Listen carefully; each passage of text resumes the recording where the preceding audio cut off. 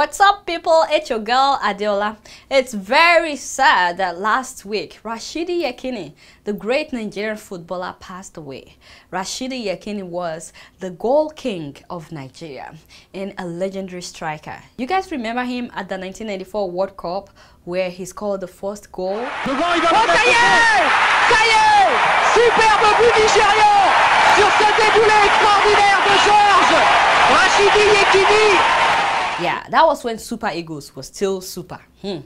Yekini actually played in 2 World Cups and he was once named the African Footballer of the Year. But despite this great career that lasted for decades, Yekini died a sad man without proper care. There were rumors that he had mental disorder, but this was highly disputed by his neighbors because they saw him when he comes out to put on his generator. They saw him when he was driving in and out. They saw him when he visited the orphanage. They saw him when he was giving money to widows. However, there were reports that Yekini suffered from bipolar disorder, depression, and other neuro-related ailments. And everybody knew that this guy was not getting adequate medical treatment due to financial troubles. In fact, take a look at the pictures from his burial service. You would see that even the room where they laid his body and the place where he was buried is nothing to write home about.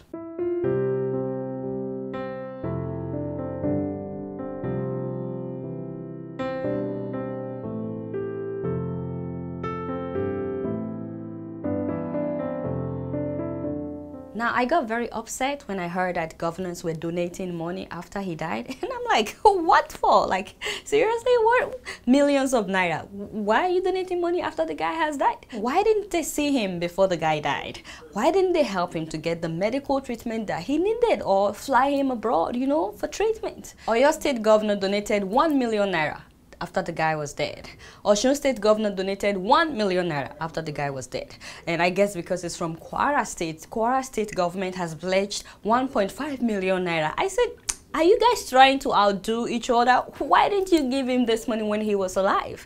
See, there are so many people like that, like Rashidi Yekini, people who have made Nigeria proud at some point in their life, and now because of one thing or the other, they are financially incapable of taking good care of themselves. Remember Gringori? The man died poor and sick, and he made Nigeria proud in his time. Well, I'm not saying the government has to be solely responsible for their upkeep. I'm just saying that I think it's hypocritical to act like you care after they're gone. If you want to show that you care, do it before the person dies. You guys remember Billy the Kid, a former international boxer who made Nigeria proud in the 80s by winning several awards? Well, the good news is Billy the Kid is still alive. The bad news is he's presently suffering from mental illness and he lives in a makeshift house near a dump site in Djibouti, Lagos. Hopefully someone will see him before he dies. And let's not forget former police officer Alozi Ogugwaja and other dedicated officers who were fired during Babangida's regime.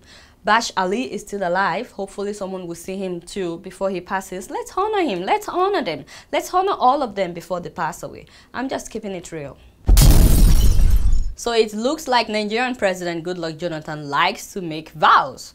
The only problem is that, you know, hardly any of them has been fulfilled. Well, some people decided to gather all the vows that the president has made to see which one he has fulfilled. Okay, and I took out some of them just to, you know, to examine together with you to know if he has really fulfilled any of them. For example, in January 2010, he vowed to contain the Jos crisis. That was reported on allafrica.com. Well, this is 2012. There were still some recent killings in Jos. So this is yet to be fulfilled. Also, in August 2011, when the UN building in Abuja was bombed, the president vowed to go after the group that bombed the UN building. That was reported in Associated Press. Has anybody had any latest development about this? Have they found anybody responsible? Okay, so that has not been fulfilled either. Also, in December 2011, when there was a Christmas Day bombing where a lot of people died, the president vowed, and CNN reported this, that the president vowed, you know, to bring justice to those who were responsible for the bombing. Anyone had any latest about this? Anybody? Okay, so I thought it's just me. Anyway, the one that I'm really concerned about is that the president has made a vow to put an end to Boko Haram menace by June of this year. He said by June of this year, Boko Haram would have been taken care of. This was actually reported in Vanguard paper and other media. So, this is May. Yes. And next month is June. So we are just hoping and praying that Mr. President can fulfill this vow, you know, because a lot of people have died. People are still dying. A lot of people have been injured. A lot of people have become homeless. A lot of people have had to leave the place where they've lived for years. So we're just hoping that the president can fulfill this vow. See, I believe that the president is a good man. No, really, he's deep down inside, he's a good man. And you know, like people have been telling me, he just needs time. He needs time. He needs some time. He has been there for 2 years, but he needs time. He still needs time. And he needs to be surrounded by people that will allow him to do what he wants to do. Okay? So let's just hope that by June, the president has been able to take care of this vow. Eh? And please, Mr. President, no more vows. No more vows. Or at least until you fulfill these ones. Fulfill at least 2 of them. You said something about electricity too. We have not seen it. So no more vows. The list goes on and on and on. I just didn't mention all of it. Please, no more vows until you have fulfilled these ones that we have talked about. I'm just keeping it real. There's a royal heartbreak right now in Swaziland because guess what? Wife number 6 left the king. Kai! She said that she left because of many years of emotional and physical abuse by her husband. I said, hey, this is sad. So you know the girl is 22 and the king is 44. Yes, so 22 years difference. I know, right? Yes.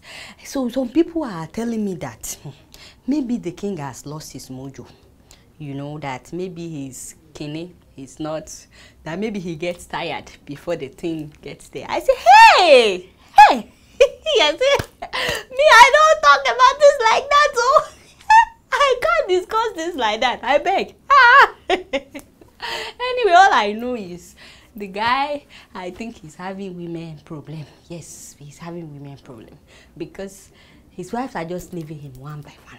Remember that in 2004, one of his wives, Delisa, left him. That one made her way to London. She didn't come back. Another one also left him after that. What's her name again? Potuana Huala. Yes, she left him. She abandoned 3 children with him and left. She didn't come back. And remember that not long ago, wife number 12 was caught cheating on him.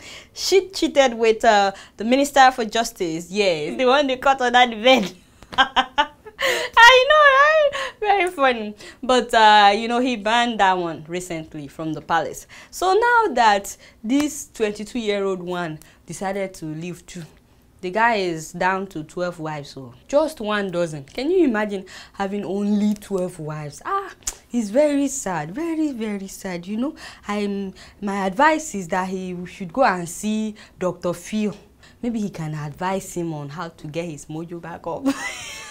I can't believe that despite the fact that the guy just bought a brand new jet, this girl did not stay.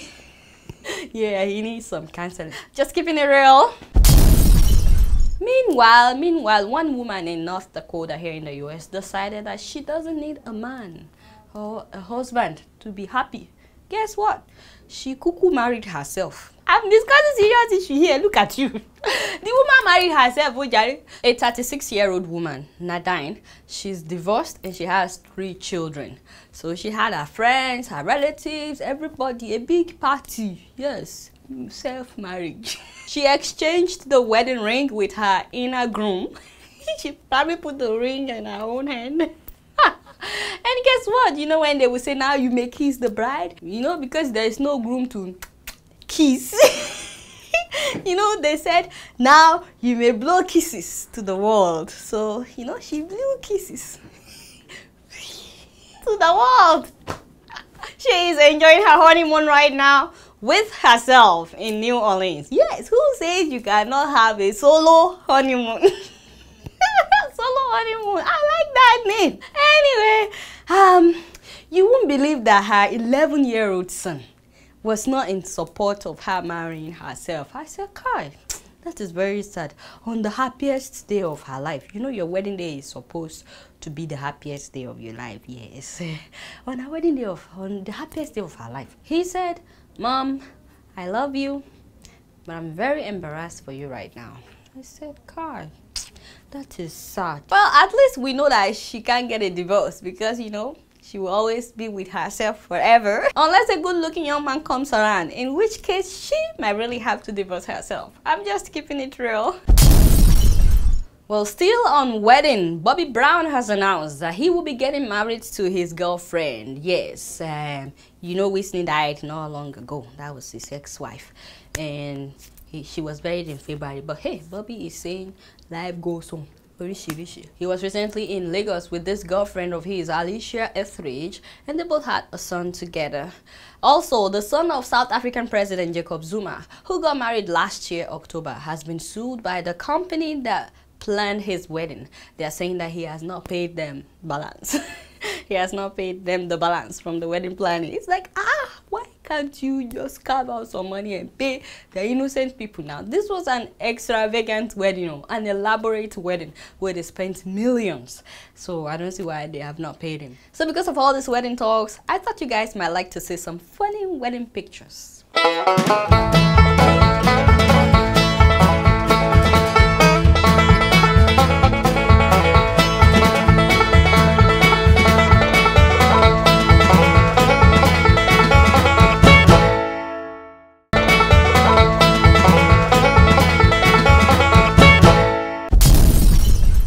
Before I leave today, I want you guys to see a little bit of Djibouti.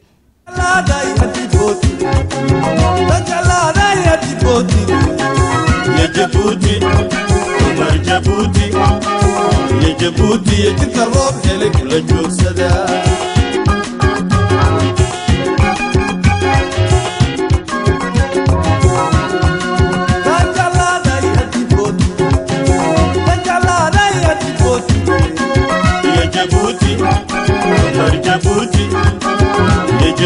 يجيك الروب هيلك ولا جوسدا.